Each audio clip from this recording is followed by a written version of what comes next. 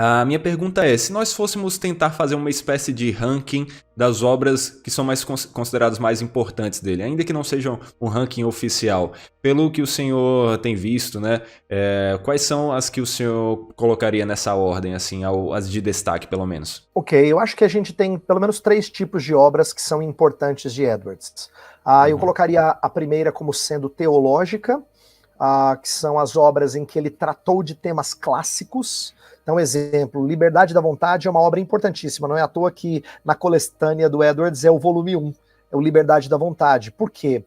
Ele está lidando, Saor, com o crescente movimento deísta e uma visão antropológica muito otimista.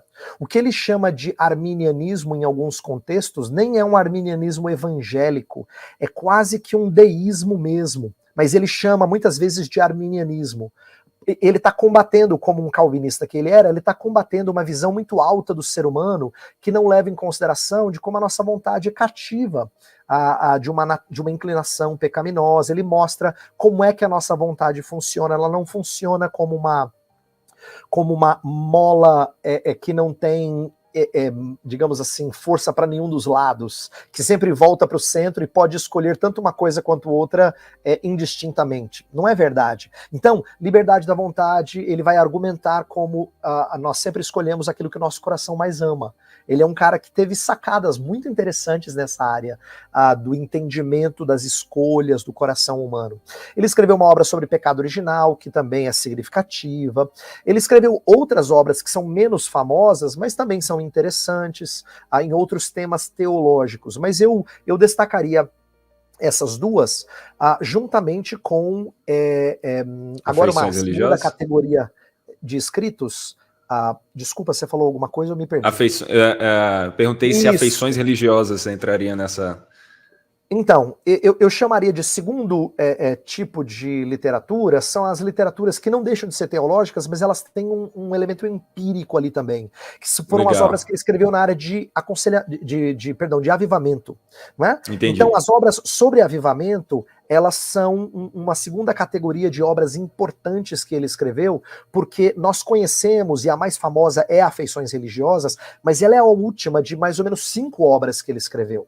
Então, desde tratados pequenininhos, né, que a Vida Nova, inclusive, tem os sinais da verdadeira espiritualidade, por exemplo, né, que Isso. era uma palestra que virou um tratado.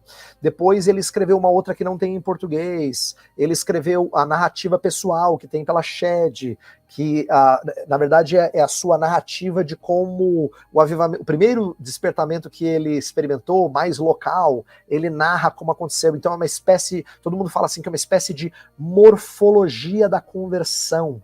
Ele vai mostrar como é que pessoas foram impactadas pelo evangelho e que tipo de experiências tiveram na mudança de vida. Então é muito interessante que ele narra experiências desde criança até de gente mais velha, né? E também tem e Afeições Religiosas é a obra mais importante aí, é a última dessas análises de avivamento, que tem um elemento então bíblico-teológico, mas também empírico.